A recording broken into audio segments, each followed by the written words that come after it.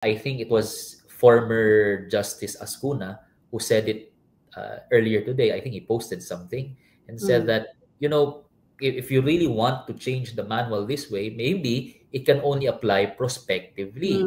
Kasi unfair naman sa mga mambabatas natin, ang sinunod nila, yung mga craft din natin, kasi Supreme Court Justice nga siya dati, at the time. So kumbaga, binabasa ng manual, ano ba ang rules? Ito yung rules.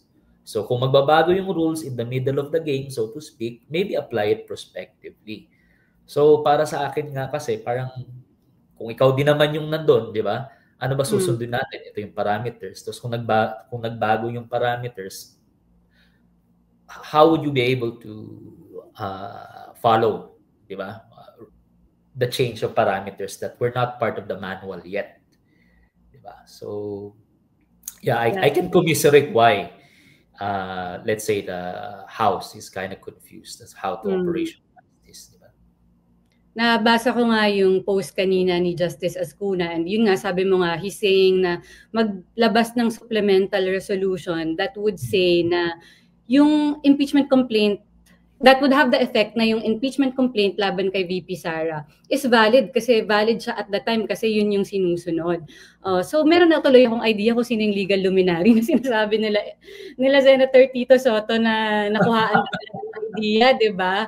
Kung ano. Kasi ano yan it's the doctrine of operative fact. Yung doctrine of operative fact sa constitutional law, halimbawa, lahat ng ating government workers, even high officials, they will follow the existing manual, di ba?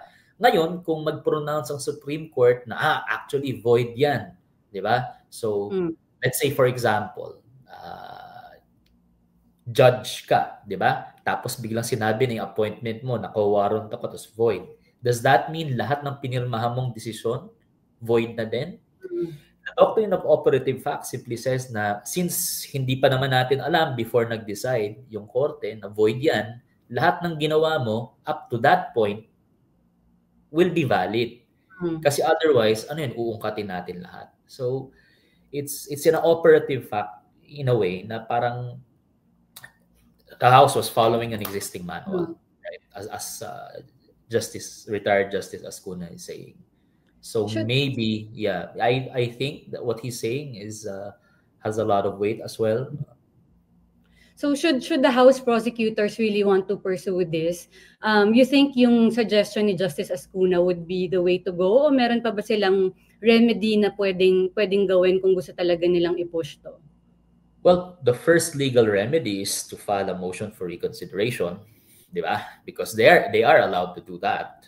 So that's the first legal remedy. But I'm not even sure if they're gonna file kasi so far I haven't heard anything from the House prosecution team. There's a broad statement yesterday that they will explore all their remedies, but there's no indication that they're even going to file an MR. So is Ascuna's proposal the only way forward? There are several ways forward because again, impeachment ano ba yung iba? Baka pwede kang magpasample dyan ng iba. Yep, well, the senators are already talking, right? Several senators, regardless of which side, both sides are saying that, we are also an independent component of Congress, a co-equal branch. So we also have a direct mandate.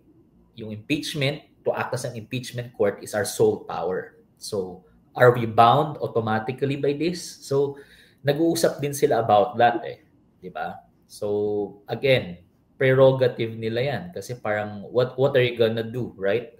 You're gonna tell the senators arrestuhin sila lahat. Hindi naman natin yan.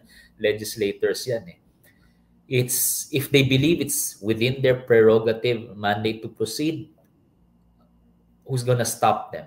But at the same time, it's quite possible also that they will convene, and while convening, they will talk about the recent legal development, and they can decide on the path forward based on that legal development.